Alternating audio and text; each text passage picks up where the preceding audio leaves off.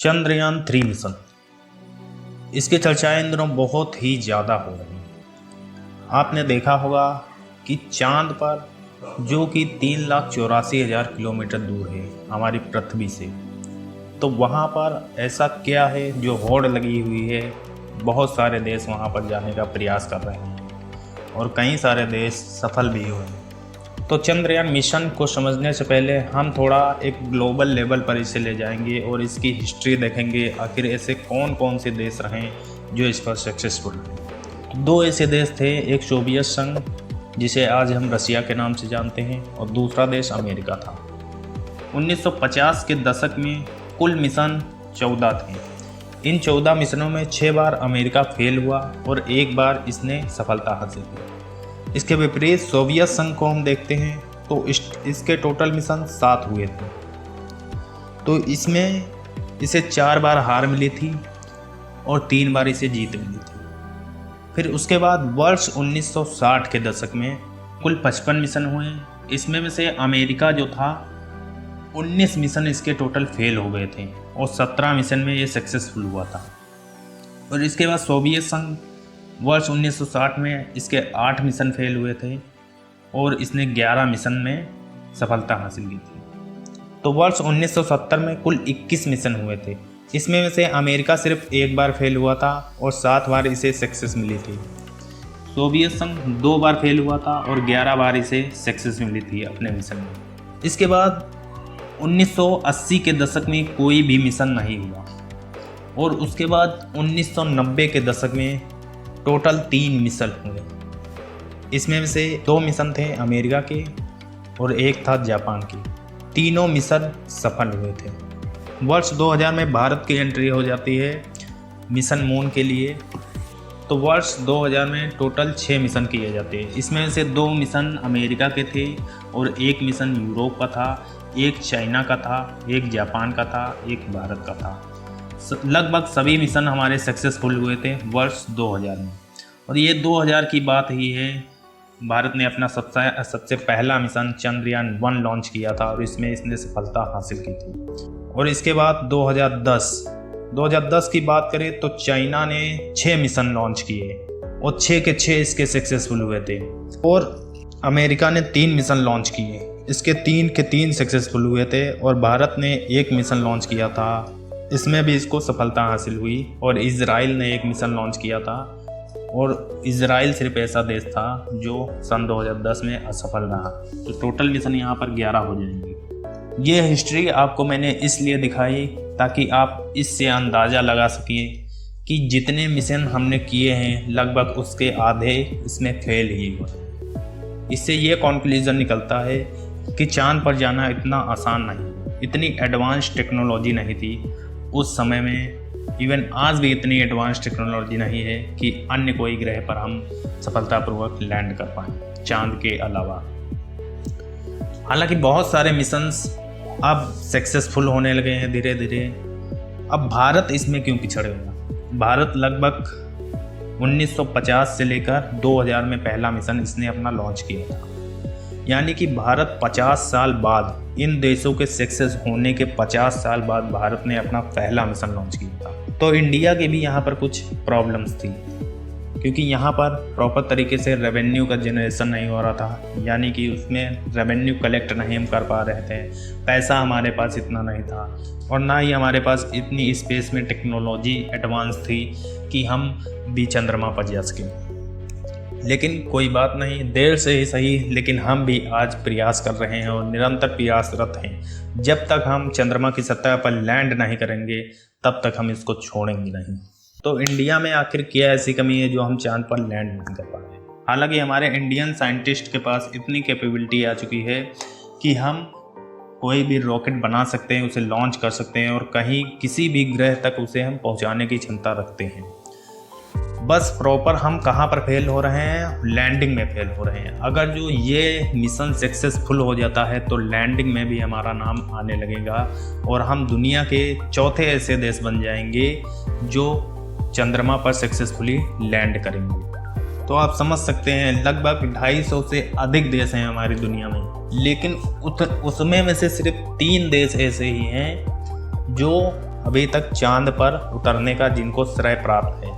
तो ये श्रेय आने वाली 23 तारीख को हो सकता है हमें अभी प्राप्त हो जाए और इंडिया भी इन चंद देशों में शामिल हो जाए। अब आप ये तो समझ ही गए होंगे कि हमारे पास रॉकेट बनाने के लिए प्रॉपर टेक्नोलॉजी है और उसको हमें किसी भी ग्रह तक पहुंचाने की कैपेबिलिटी भी हमारे पास आ चुकी है। बस हम थोड़ा चूक रहे हैं कहाँ पर, ग्रह पर उतरने, ठीक है। वहाँ पर हम सॉफ्ट लैंडिंग नहीं करा सकते। देखिए लैंडिंग दो प्रकार की होती है, एक सॉफ्ट और दूसरी हार्ड।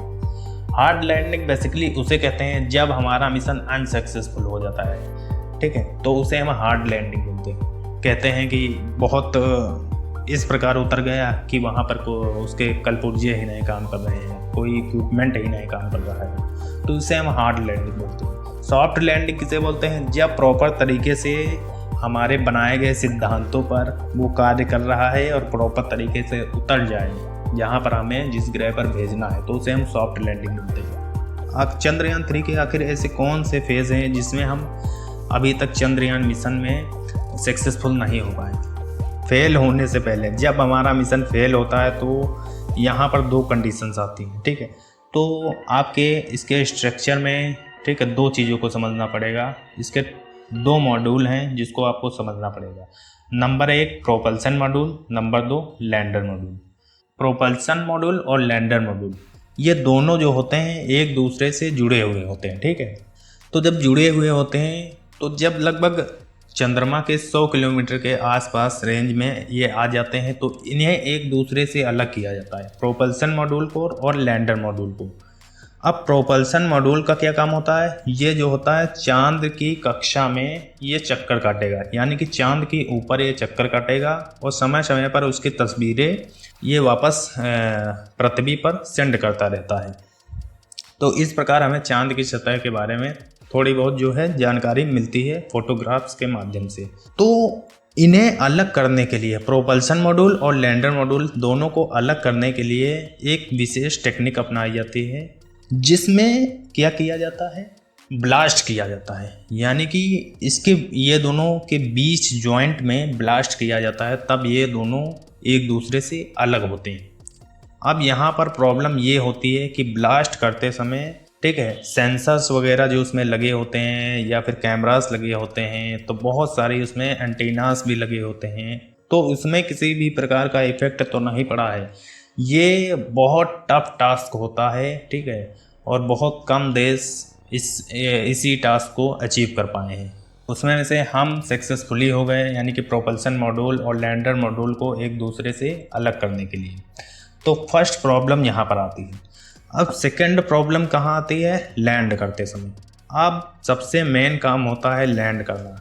अब लैंड करने के लिए एक समय सीमा निर्धारित होती है, ठीक है, कहाँ पर हमें लैंड करना है वो भी जगह जगह पर पॉइंट दिए जाते हैं। बेसिकली 2-3 पॉइंट होते हैं जहाँ पर साइंटिस्ट ये डिस्कस करते हैं, ये बताते हैं कि हम इस पॉइंट पर उतरेंगे। अगर जो यहाँ पर प्रॉपर तरीके से उतरने की जगह नहीं है, कोई गड्ढा वगैरह है, ठीक है, क्योंकि हमारे चांद की धरती जो ऐसी है गड्ढा युक्त है, यानी कि वहाँ पर बहुत बड़े बड़े गड्ढे हैं जहाँ उतरना, अगर जो वहाँ पर उतार देंगे तो हमारा रोवर जो है प्रॉपर तरीके से काम नहीं करेगा।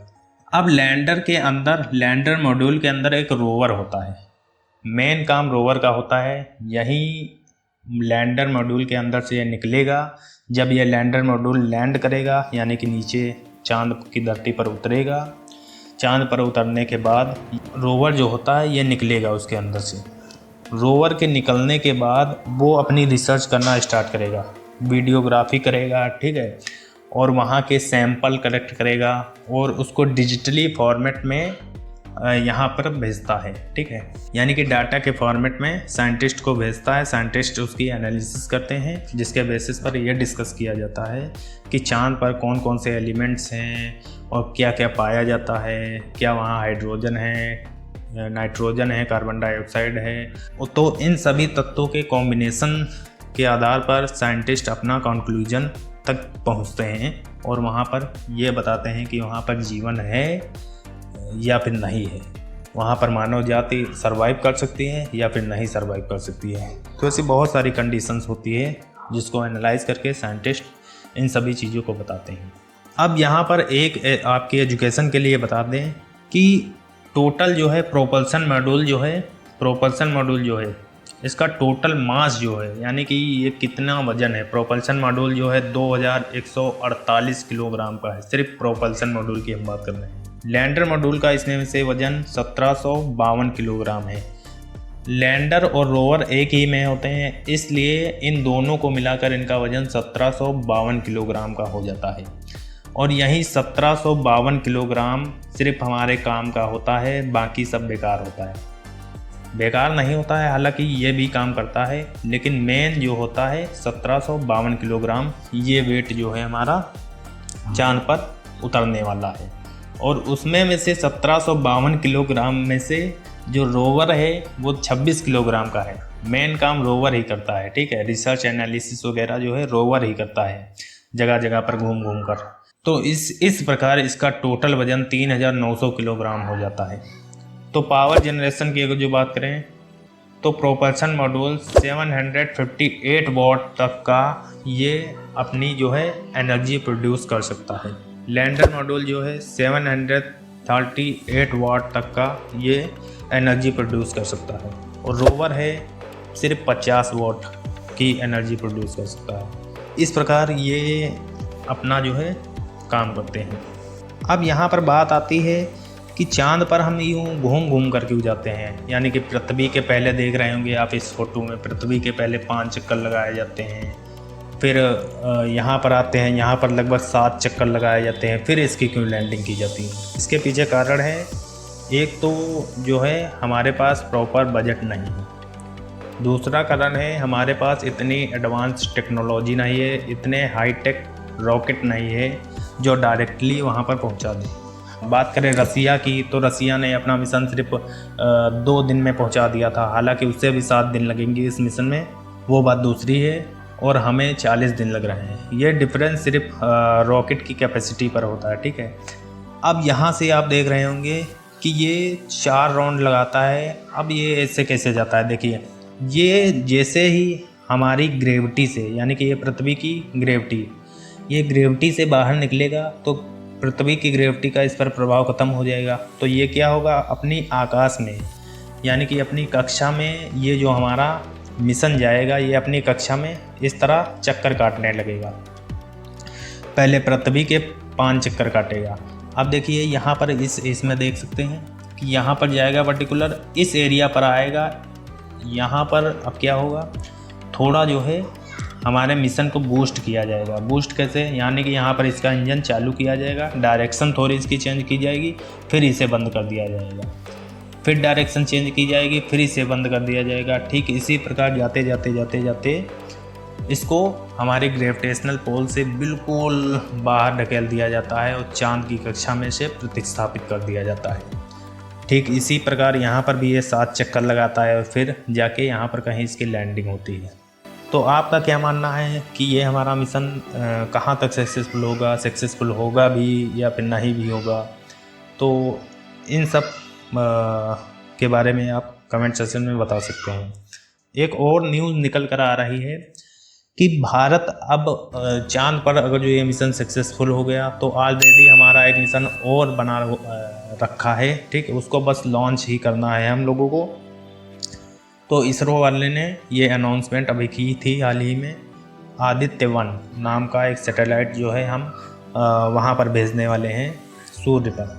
तो ये भी बहुत दिलचस्प बात होगी, सूर्य पर जाएगा, वहाँ भी स्टडी करेंगे हम लोग। तो इन सभी चीज़ों को देखकर हमें लग रहा है कि अब सन 2014 से टेक्नोलॉजी पर बहुत ज़्यादा फोकस किया जा रहा है। हमारा भी देश बहुत ज़ोरों से ग्रोथ कर रहा है।